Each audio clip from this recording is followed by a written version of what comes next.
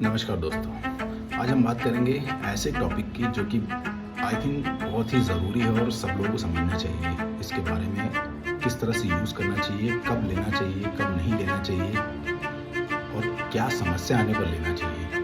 तो आइए दोस्तों शुरू करते हैं आज का टॉपिक जो कि है लोन्स या फिर पेडे लोन्स। तो क्यों लेते हैं पेडे लोन्स? आखिर क्या समस्या आती है जो कि पेडे लोन्स की तरफ लोगों का रुझान होता है?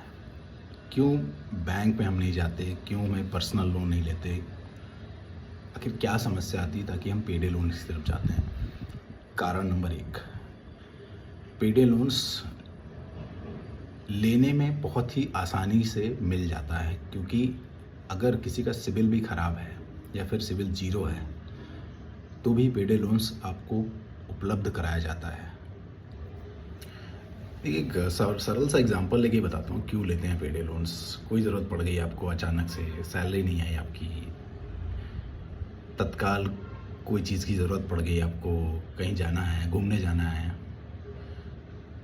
इन केस में ये जो छोटे लोन्स होते हैं, पेडे लोन्स, बहुत ही आसानी से और तुरंत ही उपलब्ध हो जाते हैं। इसके लिए आपको वेट नहीं करना पड़ता ज़्यादा कि 2-2, 3-3, 4-4 दिन। जैसे ही आपने उनको इन्फॉर्म किया, they will ask you some details, आपसे कुछ डिटेल्स मांगेंगे, आपका पैन, आधार, बैंक स्टेटमेंट, और आपको सेम डे में तुरंत ही उपलब्ध करा दिया जाता है। बट क्यों हम लोग उधर जा रहे हैं और ये लोन्स क्यों नहीं लेना चाहिए? क्या होता है इनका इंटरेस्ट और इससे बचने के लिए क्या करना चाहिए हमें? आपकी सेविंग्स कितनी होनी चाहिए अगर आप सैलरीड पर्सन हैं, ताकि पेडे लोन्स या फिर लोन्स से हम बच सकें?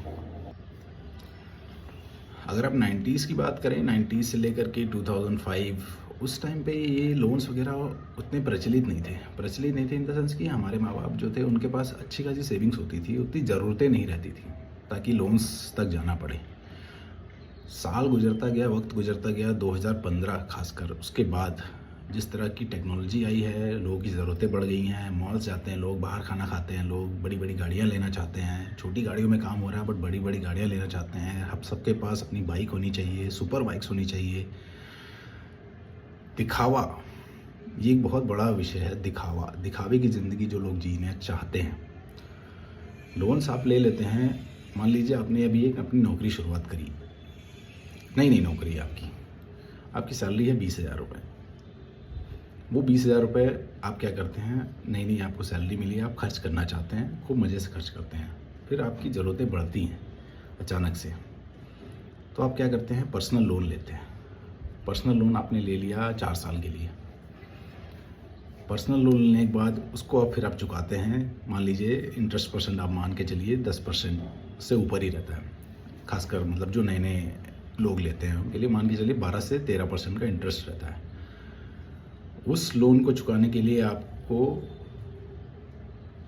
कम से कम 4 साल का आपको एक टाइम होता है, उस टाइम फ्रेम में आपको चुकाना पड़ता है। प्रॉब्लम क्या आती है लोगों के साथ, लोन तो लोग ले लेते हैं, पर्सनल लोन खासकर। आजकल तो बहुत सारे नए ऐप्स आ गए हैं। पर्सनल लोन लेने के बाद अगर आपने उसकी एक भी किस्त मिस की या फिर चुकाने से रह गए, तो उसका जो इंटरेस्ट होता है वो बहुत ज़्यादा होता है। इंटरेस्ट आपको पे करना पड़ता है। इनकेस अगर आप इंटरेस्ट मिस कर दिए, आपका चेक बाउंस हो गया, आपका चेक अगर बाउंस होता है तो उसके ऊपर जो पेनल्टी है वो अलग है। वो आप देख सकते हैं, गूगल पे भी आप सर्च मारेंगे आपको मिल जाएगा। बट मेरा यहाँ मेन मुद्दा है बताने का कि लोग पेडे लोन्स की तरफ क्यों उनका रुझान हो रहा है। पेडे लोन्स की तरफ लोग इसलिए जा रहे हैं क्योंकि पर्सनल लोन उनको नहीं मिल पाता, क्योंकि उनका सिबिल ख़राब है। सिबिल क्यों ख़राब है? ज़रूरतें होती हैं, सिबिल इसलिए ख़राब हो जाता है, ज़रूरतें हैं, ज़रूरत से ज़्यादा लोन ले लिया, चुका नहीं पाए, होम लोन ले लिया, पर्सनल लोन ले लिया, गाड़ी का लोन ले लिया, बाइक का लोन चल रहा है, हर एक चीज़ें मतलब लोन्स पे ही चल रही हैं। तो एक आसान सा तरीका लोगों के पास है पेडे लोन्स। ये छोटे छोटे ऐप्स आज की डेट में आ गए। खासकर कोविड के बाद इन ऐप्स का जाल बहुत ही बुरी तरह फंसा हुआ है। और ये जो NBFCs कंपनियां हैं, चलिए ये तो ठीक है, बट NBFC के अलावा भी बहुत सारे ऐसे रेगुलेटरीज हैं, रेगुलेटरी नहीं बोलूँगा मैं, ऐसे प्राइवेट संस्थान हैं जो कि लोन्स प्रोवाइड करा रहे हैं। बट ये लोग RBI की गाइडलाइंस को फॉलो नहीं कर रहे हैं कि कितना इंटरेस्ट रेट पे लोन लेना है, क्या क्या चीज़ें को फॉलो करनी है। और ख़ासकर लोगों को भी ये चीज़ की जागरूकता नहीं है। ये लोन्स और पेडे लोन्स का एक तरह से चक्र होता है। चक्र, आप लोन्स लेते हैं, नए लोन्स लेते हैं, नई ज़रूरतों के लिए नए लोन्स लेते हैं और उसको पुराने लोन्स को चुकाने के लिए फिर एक नया लोन लेते हैं और उस नए लोन को चुकाने के लिए फिर एक नया लोन लेते हैं। तो ये इस तरह से एक चक्र बनता जाता है जिसमें आप फंसते चले जाते हैं। कभी आपका पुराना लोन जो सबसे पहला लोन तो क्लियर ही नहीं हो पाता और इसके चक्कर में आप लोग मल्टीपल लोन्स ले लेते हैं जो जिसकी वजह से एक तरह से एक चक्र भी बन जाता है और उसमें दलदल में घुसते चले जाते हैं आप लोग। 4 चीज़ें बताऊंगा कि क्यों नहीं लेना चाहिए पेडे लोन्स। पहली, इनका इंटरेस्ट रेट इतना ज़्यादा होता है आपको विश्वास तक नहीं होगा। कम से कम करीब 300% से भी ज़्यादा इंटरेस्ट रेट लगाते हैं कुछ संस्थाएं, जो कि लोगों को पता नहीं होता और वो पे कर देते हैं क्योंकि उनकी ज़रूरतें होती हैं, उनको पूरा करना है इमीडिएटली। तो पहला रीज़न है कि इंटरेस्ट रेट बहुत ज़्यादा होता है। दूसरा रीज़न ये है कि एक तरह का जाल होता है, जैसे मैंने पहले आपको बताया। तो ये जाल में आप चक्कर में हर महीने फंसते चले जाएंगे।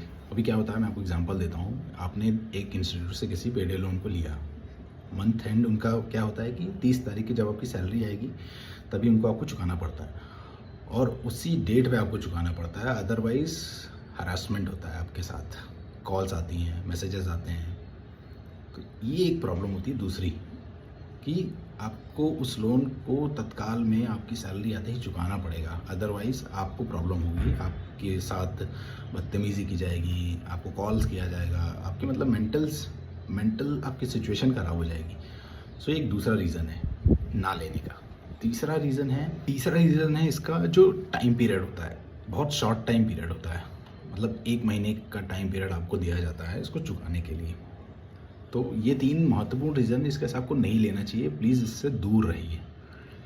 मैं आपको बताता हूँ इससे बचने का क्या उपाय है। देखिए, आपकी सैलरी आती है तो मैं रिक्वेस्ट करूँगा कि आप उसमें से ही, अगर आपकी 20,000 रुपये सैलरी है तो 2,000 रुपये कम से कम उसको बचाइए, किसी न किसी म्यूचुअल फंड में डालिए, या फिर आप म्यूचुअल फंड हो गया, या फिर SIP कर लीजिए, या फिर आप LIC पॉलिसी वगैरह ले लीजिए, या फिर शेयर्स वगैरह खरीद लीजिए, उसमें इन्वेस्ट करिए। ताकि ये 2-2 हज़ार रुपये अगर आप सेव करेंगे तो आपकी ज़रूरतों पे आपके काम मिलेगा, आपकी आवश्यकताएं पूरी होंगी। और आवश्यकता उतनी रखिए जितनी आपकी ज़रूरत हो।